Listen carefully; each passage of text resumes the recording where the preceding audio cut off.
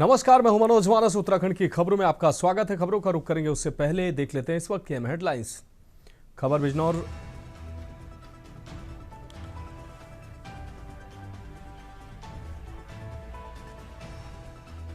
युवाओं में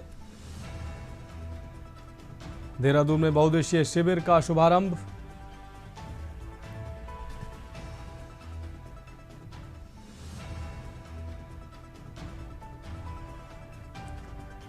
कोर्ट में सजा सुनने के बाद नीरज ने खोया धीरज।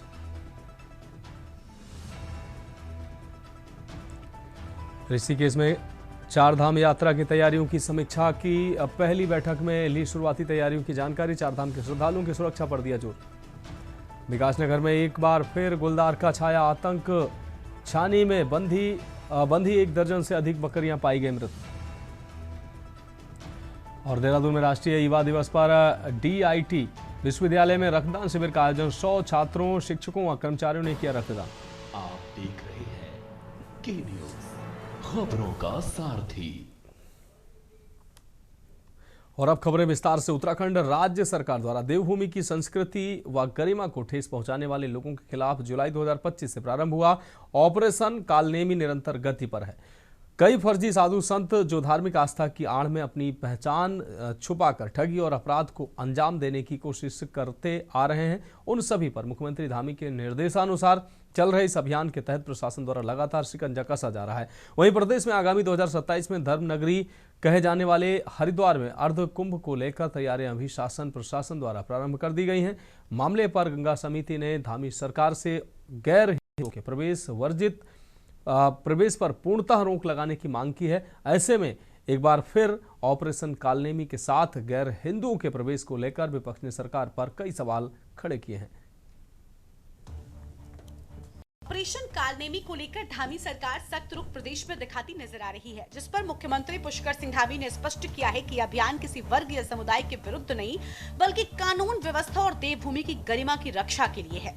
आस्था का सम्मान किया जाएगा कि आस्था की आड़ में अपराध, पाखंड और धोखाधड़ी को किसी भी परिस्थिति में संरक्षण नहीं मिलेगा। वहीं एक और नया विवाद धर्मनगरी से खड़ा होता नजर आ रहा है, जिसमें हरिद्वार में हर की पौड़ी सनातन धर्म और आस्था का प्रमुख केंद्र है। रोजाना यहाँ हजारों श्रद्धालु गंगा स्नान और दान पुण्य करने के लिए आते हैं। श्री गंगा सभा संस्था हर की पौड़ी क्षेत्र की व्यवस्थाएं देखने का कार्य करती है। गंगा महासभा का मानना है कि पौड़ी क्षेत्र में गैर हिंदुओं के प्रवेश पर रोक लगाई जाए। उनकी इस मांग का साधु संतों और हिंदुवादी संगठनों से जुड़े लोग भी समर्थन कर रहे हैं।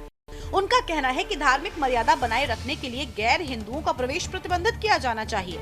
अब इस मामले पर सरकार चुप्पी साधे है, जिसका निर्णय सरकार डिमांड को देखते ही तय करने की बात कर रही है। बोर्ड बनाने का उद्देश्य यही है कि सभी को यहाँ के नियमों की, यहाँ की मर्यादाओं की जानकारी रहे और जो बाइलॉज की जो हम कड़ाई से पालन कराने की जो चर्चा, जो मांग हम सरकार से कर रहे हैं, ये बोर्ड पूर्व में भी इसी पर करते हुए थे, लेकिन कुछ क्षतिग्रस्त हो गए थे, कुछ खराब हो गए थे। हमारा सिर्फ उद्देश्य यही है कि सनातन धर्म के इस पवित्र स्थल पर आने वाले प्रत्येक व्यक्ति को पता होना चाहिए कि यहाँ पर आने के क्या नियम है और किन लोगों को, किस धर्म से जुड़े हुए लोगों को यहाँ पर प्रवेश करना चाहिए। अब ये तो देखने के बाद पता लगेगा कि कौन से पोस्टर लगे हैं, म्युनिसिपल एक्ट क्या कहता है, गंगा सभा का क्या वर्जन है। इन चीजों के मैं बहुत अवेयर नहीं हूं और देखने के बाद इस पर कोई टिप्पणी कर सकूंगा। क्योंकि आस्था का मेला है और मैं ये कहता हूं कि ये देवभूमि उत्तराखंड है।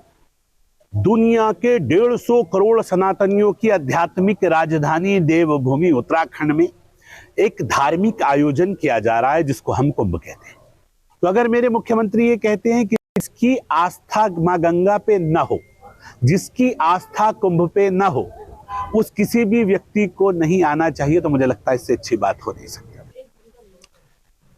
देखिए भाई, कुछ स्थल ऐसे होते हैं जिनकी एक पवित्रता का भी एक महत्व होता है, और पहली बार तो हुआ नहीं नियम, पहले से ही नियम है। और मुझे नहीं लगता कि दूसरे धर्म का कोई व्यक्ति गंगा जल का स्नान करेगा। इसको इशू बनाकर कांग्रेस केवल तुष्टिकरण राजनीति कर रही है, और अगर वहाँ के धर्माचार्य गंगा सभा की अपेक्षा करती है तो बिना कहे भी ये अपना प्रणीत होता है। वहीं एक और प्रदेश में भगवा चोले और धार्मिक पहचान की आड़ में लोगों को ठगी का शिकार बनाने वाले और उनकी आस्था के साथ खिलवाड़ करने वाले तत्वों की तेजी से पहचान हो रही है। मुख्यमंत्री धामी के निर्देश पर चलाया गया ऑपरेशन कालनेमी एक ऐसा सशक्त अभियान है जिसको भाजपा उद्देश्य उत्तराखंड की शांति, सुरक्षा और संस्कृति की रक्षा करना मान रही है। वहीं विपक्षी दलों के साथ कांग्रेस ने ऑपरेशन कालनेमी को भी नाकाम बताते हुए कहा कि अगर बांग्लादेशी और रोहिंग्या जैसे घुसपैठिए राज्य में छिपे हैं तो ये खुफिया एजेंसियां और सरकार की सबसे बड़ी विफलता है। उन्होंने कहा कि भाजपा सिर्फ मुद्दों की राजनीति कर रही है जबकि जमीनी स्तर पर कोई असर नहीं दिख रहा है। देखिए, चूंकि कुंभ क्षेत्र है, कुंभ का आयोजन है, कुंभ मेला है, चार धाम यात्रा है, हमारे अन्य धार्मिक स्थल हैं, अन्य जो हमारे तीर्थ स्थान हैं, उन सभी का अपना एक एक्ट होता है और उस एक्ट का हम अध्ययन कर रहे हैं। और वहाँ के स्टेक होल्डर्स जिनके बारे में आपने कहा, पूज्य साधु संतगण हैं, वहाँ पर अगर हरिद्वार की मैं बात करूँ तो गंगा सभा है, हमारी अन्य जो वहाँ की धार्मिक संस्थाएं हैं, उनके द्वारा जो भी सुझाव आएंगे और सरकार चूँकि उनके सुझावों पर ही अमल करती है। क्रांति दल जब ये कालनेमी का प्रस्ताव माननीय मुख्यमंत्री ने दिया था उसका स्वागत करती है, लेकिन वर्तमान में जो आंकड़े धामी जी ने दिए हैं वो बिल्कुल कागज में सफेद घोड़े की तरह हैं, क्योंकि अगर वो उनकी जांच हो गई है तो उन पर क्या एक्शन लिया? क्या वो धामी जी के या उत्तराखंड के रिश्तेदार निकले हैं? अगर वो कालनेमी की जांच होकर उन पर एक्शन नहीं हुआ तो इसका मतलब वो तो ऐसे गिनती कर रहे हैं कि कितने कालनेमी हमारे उसमें है, और उसके बाद वो अब ये कह रहे हैं कि हम औरों की भी जांच कर रहे हैं। बगल में छोरा और नगर में ढिंडोरा, बाहर कहां ढूंढ रही है कालनेमियों को? Charity begins at home. आपके तो खुद के दल के अंदर इतने सारे बहुतायत में कालनेमी बैठे हुए हैं, दर्जन भर से ज्यादा तो आपके वहां कालनेमी निकल जाएंगे। तो कहां दूरबीन लेकर ढूंढ रहे हो बाहर? पहले उदाहरण पेश करो, अपने दल के कालनेमियों को बाहर निकालो, उसके बाद जनता आपकी बात में वजन पाएगी, उसके बाद जनता आप पर विश्वास करने लायक बनेगी। देखिए, मुझे तो हंसी आ रही है कांग्रेस की इस तुच्छ और दुष्ट मानसिकता से, जो वो इस तरीके की कालनेमियों को इसकी संज्ञा, मतलब इनकी नजर में जो ये एक समुदाय विशेष के ऊपर लगातार अपना हाथ रखे जा रहे हैं, वो धर्मांतरण कानून को बल देने वाली बातें करे जा रहे हैं, उसको लेकर इनके ऊपर भी कोई भी बात नहीं ये करते, लेकिन इस तरीके की चीजों को लेकर ये बात करते हैं। ये बताए ना कौन है कालनेमी के लिए हमारे भारतीय जनता पार्टी में, ये स्पष्ट तौर पे विद नेम बताएं, उसके बाद ये बात करें। और जहां तक रही बात ऑपरेशन कालनेमी की, तो निश्चित तौर पर हम अपनी सनातन संस्कृति के ऊपर किसी भी प्रकार का प्रहार बर्दाश्त नहीं करेंगे। प्रदेश स्तर पर अब तक कुल 4,802 से अधिक व्यक्तियों का सत्यापन, 724 अभियोग पंजीकृत तथा 511 गिरफ्तारियां की गई हैं। इसके अतिरिक्त अवैध रूप से रह रहे 19 बांग्लादेशी नागरिकों को गिरफ्तार किया गया है। मुख्यमंत्री धामी ने स्पष्ट किया कि यह अभियान किसी वर्ग या समुदाय के विरुद्ध नहीं बल्कि कानून व्यवस्था और देवभूमि की गरिमा की रक्षा के लिए है। आस्था का किया जाएगा, लेकिन आस्था की आड़ में अपराध, पाखंड और धोखाधड़ी को किसी भी परिस्थिति में संरक्षण नहीं मिलेगा। विपक्षी दलों ऑपरेशन कालनेमी के साथ गैर हिंदुओं के प्रवेश को लेकर सरकार की कार्यशैली पर कई सवाल खड़े करते नजर आ रहे हैं। देखना होगा कि आने वाले समय पर क्या धामी सरकार ऑपरेशन कालनेमी के साथ हरिद्वार नगरी में गैर हिंदुओं के प्रवेश की मांग को लेकर कोई बड़ा कदम आने वाले कुंभ से पहले लेने में कामयाब होगी, या ये विवाद अभी ऐसे ही चलता नजर आएगा। Uttarakhand desk report.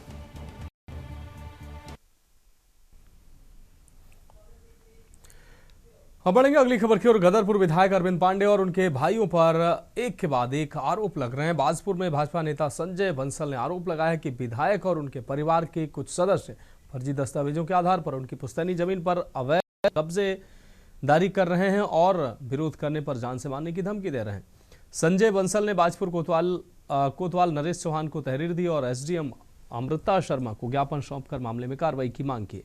इसके बाद उन्होंने एसडीएम कार्यालय के बाहर धरना भी शुरू कर दिया। संजय बंसल ने कहा कि यदि प्रशासन तुरंत कार्रवाई नहीं करता है तो वे आमरण अनशन और धरना प्रदर्शन करने के लिए तैयार हैं। एसडीएम अमृता शर्मा ने मामले की गंभीरता को देखते हुए तहसील चकबंदी और पुलिस की संयुक्त टीम का गठन किया है।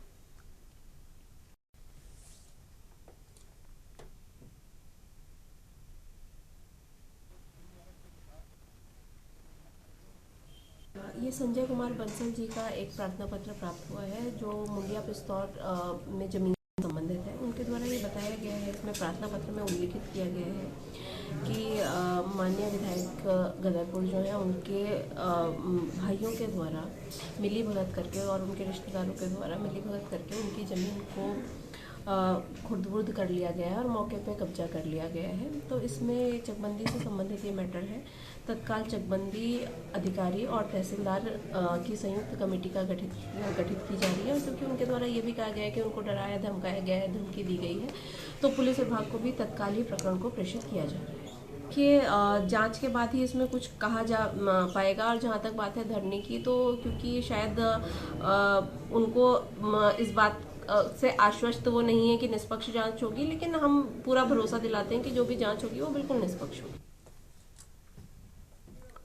बढ़ेंगे अगली खबर की ओर। उत्तरकाशी में कैबिनेट मंत्री गणेश जोशी ने रामलीला मैदान में आयोजित पौराणिक माघ मेला में मुख्य अतिथि के रूप में शिरकत की। उन्होंने हरि महाराज नागराज की डोली व सोमेश्वर, आपको बता दें शमेश्वर महाराज से आशीर्वाद लिया और क्षेत्रवासियों को माघ मेले की शुभकामनाएं दी। मंत्री ने मेले को उत्तरकाशी की समृद्ध लोक संस्कृति, परंपरा, भाईचारे का प्रतीक बताते हुए कहा कि ऐसे आयोजन नई पीढ़ी को अपनी जड़ों से जोड़ते हैं।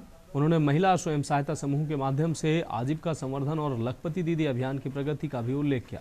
मेले में पारंपरिक लोक नृत्य, सांस्कृतिक कार्यक्रम और स्थानीय उत्पादों की झलक देखने को मिली है।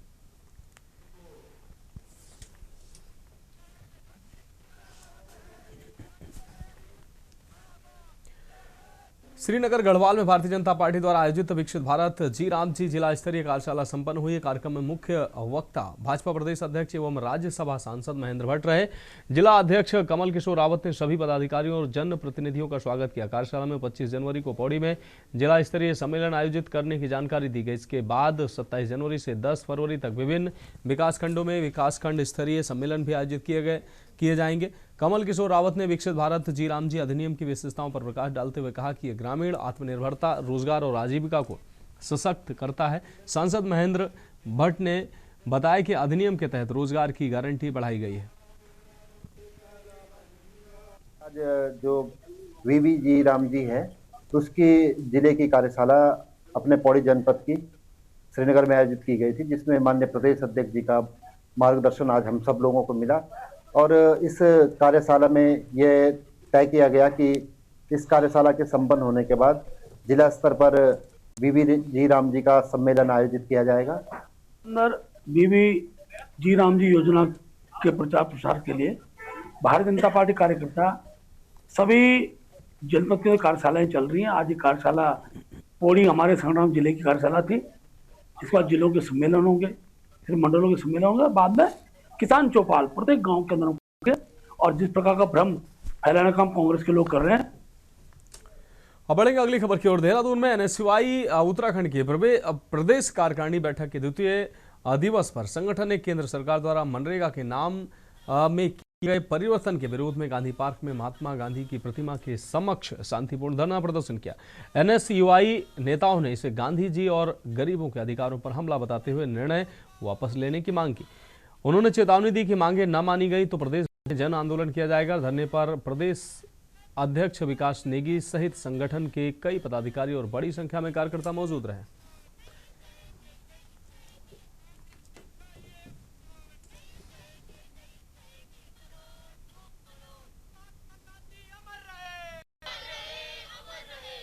आज जो गांधी पार्क में गांधी जी की प्रतिमा पे एनएसयूआई के कार्यकर्ता और प्रदेश के जो पदाधिकारी हैं, हम लोग धरना दे रहे हैं। धरना देने का हमारा सबसे जो मेन मकसद है और उद्देश्य है वो ये है, जो केंद्र सरकार ने मनरेगा का नाम चेंज करके उसका वीवी राम जी कर दिया है, उसका हम विरोध करते हैं। मनरेगा जो महात्मा गांधी के विचारों का एक सपना था, उनका रोजगार का गारंटी की योजना थी, इसको लेके जो उन्होंने भाजपा सरकार ने क्या करा है, नाम चेंज कर दिया है, जबकि इसमें कोई बदलाव नहीं किया गया। बल्कि सरकार कहती है कि हमने 100 दिन को 125 दिन कर दिया है, मगर जो 100 दिन का रोजगार था वही अभी आप देखेंगे तो जो 100 दिन का रोजगार था उसमें ही जो केंद्र सरकार थी वो 50 से 60 दिन का रोजगार ग्रामीणों को दे पा रही थी।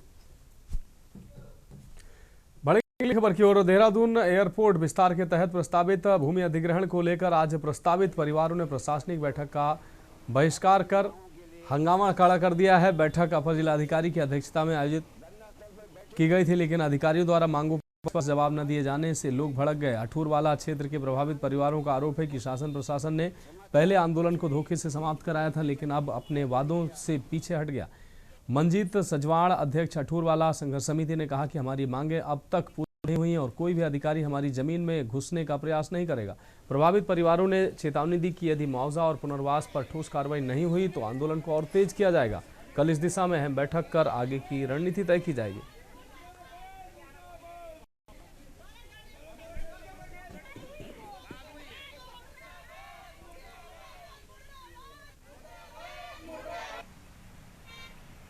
परसों पेपर में एक विज्ञप्ति निकली थी,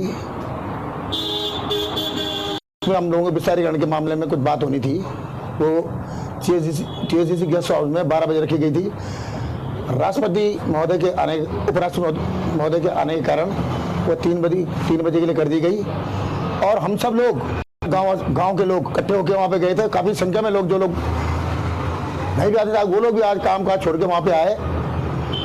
लेकिन प्रशासन की तरफ जो लोग आए थे वो उन लोगों को उस चीज का ज्ञान नहीं था कि उन्होंने क्या कहना था। उन्होंने जो लोग हमारे लोग जो गए थे उनकी बात वो सुन नहीं पाए। खबरों में वक्त एक ब्रेक का, जल्द हाजिर होंगे।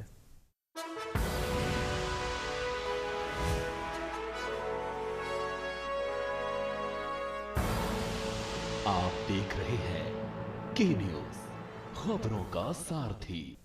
ब्रेक के बाद उत्तराखंड की खबरों में एक बार फिर से आपका स्वागत है। खबर रुड़की से है, जहां न्यायालय परिसर से एक बड़ी लापरवाही का मामला सामने आया, जहां चेक बाउंस प्रकरण में दोषी ठहराया गया अभियुक्त सजा का ऐलान होते ही पुलिस और कोर्ट कर्मचारियों को चकमा देकर फरार हो गया। अदालत परिसर से अभियुक्त के फरार होने की घटना के बाद पुलिस महकमे में हड़कंप मच गया। देर रात तक पुलिस की कई टीमें उसकी तलाश में जुटी रही, लेकिन कोई सुराग हाथ नहीं लग सका। आपको बता दें कि रुड़की के पिरान कलियर थाना क्षेत्र के रहमतपुर निवासी नीरज गोस्वामी के खिलाफ चेक बाउंस का मामला न्यायालय में विचाराधीन था। नीरज रुड़की के रामनगर स्थित अपर मुख्य न्यायिक मजिस्ट्रेट की अदालत में पेशी पर पहुंचा था। सुनवाई पूरी होने के बाद अदालत ने उसे दोषी ठहराते हुए 2 वर्ष की सजा सुनाई। बताया गया कि सजा सुनाए जाने के बाद कोर्ट मुहर्रिर अभियुक्त को कोर्ट रूम से बाहर लेकर आया। जल्द ही उसे गिरफ्तार कर लिया जाएगा। न्यायालय से जुड़े इस गंभीर मामले में लापरवाही की भी जांच की जा रही। घटना को लेकर न्यायालय परिसर की सुरक्षा व्यवस्था पर भी सवाल खड़े हो गए।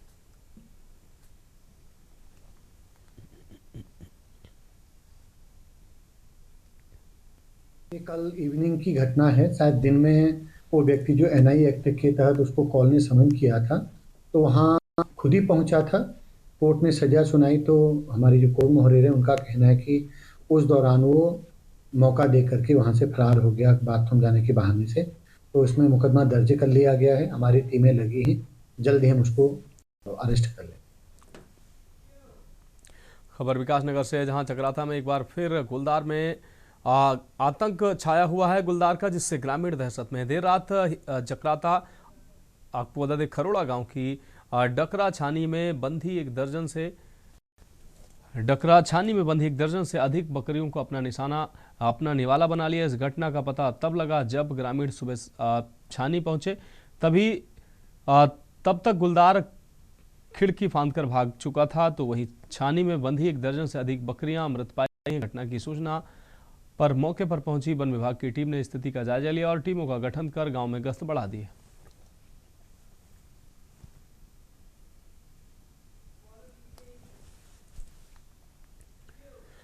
और इसी केस से है, जहां चारधाम यात्रा ट्रांजिट कैंप में चारधाम यात्रा की चल रही तैयारी को लेकर गढ़वाल कमिश्नर विनय शंकर पांडे ने विभिन्न विभागीय अधिकारियों के साथ पहली बैठक की है। प्रशासनिक अधिकारी ने बारी बारी से विभागाध्यक्षों से तैयारियों से संबंधित सवाल जवाब किए। उन्होंने यात्रा मार्ग में शामिल जिलों, DM, SSP व SP को तैयारियों की निरंतर समीक्षा करने के निर्देश दिए हैं। बैठक में PWD, वन परिवहन निगम, विद्युत विभाग, सिंचाई, NHAI, RB, RO व स्वास्थ्य आदि विभागों के अधिकारी मौजूद रहे।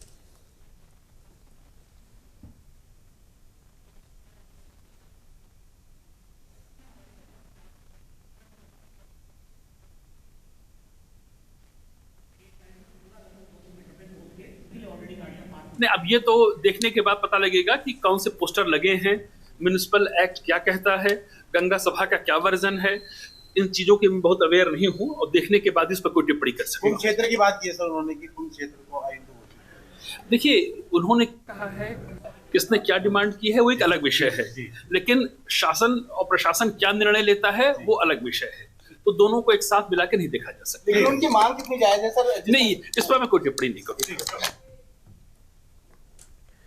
बढ़ेंगे अगली खबर की ओर। देहरादून में राष्ट्रीय युवा दिवस के अवसर पर डीआईटी विश्वविद्यालय की राष्ट्रीय सेवा योजना परिषद द्वारा रक्तदान शिविर एवं विभिन्न युवा केंद्रित गतिविधियों का आयोजन किया गया। रक्तदान शिविर में लगभग 100 छात्रों, शिक्षकों एवं कर्मचारियों ने सहभागिता की। ये शिविर डीआईटी विश्वविद्यालय, एनएसएस परिषद एवं आईएमए ब्लड बैंक के सहयोग से आयोजित किया गया है। कार्यक्रम के तहत वाद विवाद, क्विज एवं पोस्टर प्रतियोगिताएं भी आयोजित की गई हैं, जिनमें छात्रों ने उत्साहपूर्वक भाग लिया। कार्यक्रम का आयोजन डॉक्टर नवीन सिंघल के मार्गदर्शन में किया गया। एनएसएस परिषद ने सभी प्रतिभागियों एवं सहयोगी संस्थाओं का आभार व्यक्त करते हुए युवाओं में सामाजिक जिम्मेदारी एवं सेवा भावना को प्रोत्साहित करने का जोर दिया।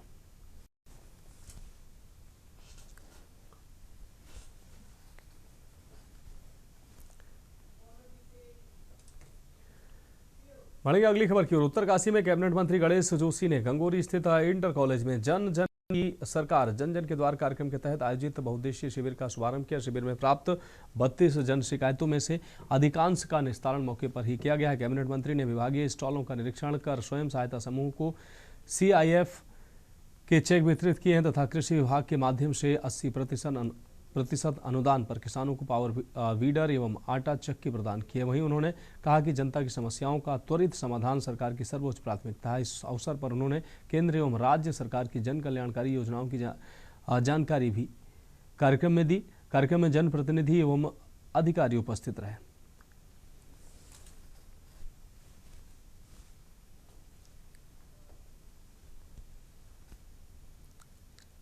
माननीय मुख्यमंत्री जी का मैं विशेष आभार करता हूं। उनके निर्देशन पर आज ये 45 दिन का कार्यक्रम पूरे प्रदेश में चल रहा है और हम मौके पर सभी अधिकारियों के साथ बैठकर जनता की समस्याओं का निदान वहीं पे कर रहे हैं।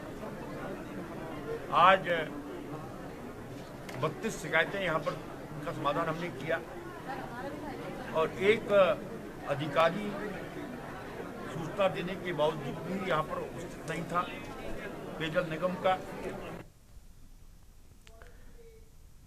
बढ़ेंगे अगली खबर की ओर। देहरादून पुलिस ने अपराधियों के खिलाफ सख्त कदम उठाते हुए गुंडा अधिनियम के तहत अभियुक्त दिव्यकांत लखेड़ा को 6 माह के लिए जिला बदर किया। थाना नेहरू कॉलोनी पुलिस ने जिला अधिकारी देहरादून के आदेशानुसार अभियुक्त को जनपद की सीमा से बाहर आशा रोड़ी के माध्यम से सहारनपुर उत्तर प्रदेश भेजा। पुलिस ने अभियुक्त को चेतावनी दी कि निर्धारित अवधि में देहरादून की सीमा में प्रवेश करने पर उसके खिलाफ कड़ी विधिक कार्रवाई की जाएगी। साथ ही सहारनपुर पुलिस को भी जिला बदर की सूचना दे दी गई।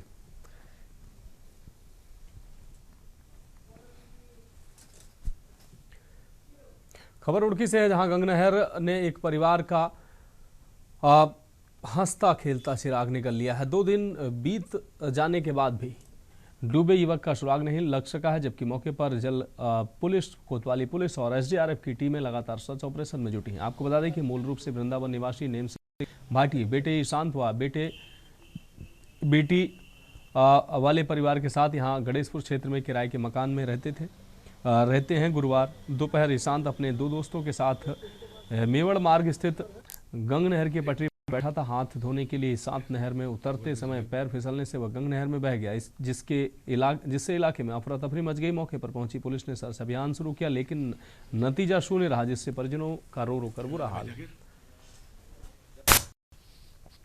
ये परसों का घटनाक्रम है दोपहर का, जिसमें 3 दोस्त जो नहर के किनारे बैठे थे, एक दोस्त शायद फिसला, उसको बचाने के लिए दूसरा गया, फिर तीसरा गया। ओवरऑल वहाँ पर जो लोग थे और हमारी जल पुलिस थी, उनकी मदद से लोगों को तो बचा लिया। एक बच्चा जो अभी स्टिल मिसिंग है, उसकी खोजबीन हमारी जारी है। तो हमारी जल पुलिस और SDRF की टीम लगातार सर्चिंग कर रही है। बढ़ेंगे अगली खबर की। उत्तराखंड सरकार के निर्देशानुसार प्रदेश को नशा मुक्त बनाने के अभियान के तहत कपकोट पुलिस ने सघन चेकिंग की। इस दौरान 2 बाइक सवार नशा तस्करों को गिरफ्तार किया गया। पुलिस ने उनके कब्जे से 462 ग्राम अवैध चरस बरामद किया, जिसकी अंतर्राष्ट्रीय अनुमानित कीमत 1.5 लाख रुपए बताई गई। नशा तस्करी में प्रयुक्त वाहन को भी सीज कर दिया गया है। गिरफ्तार अभियुक्तों को न्यायालय में पेश कर अल्मोड़ा जेल भेज दिया गया है।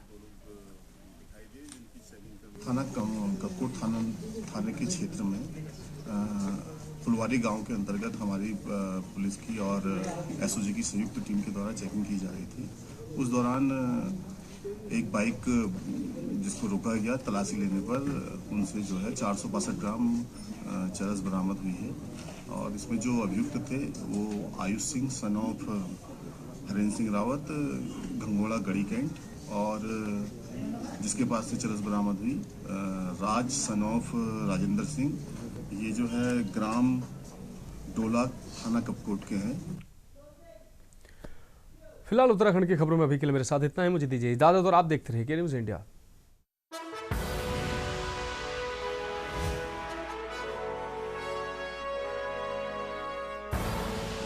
आप देख रहे हैं के न्यूज़, खबरों का सारथी।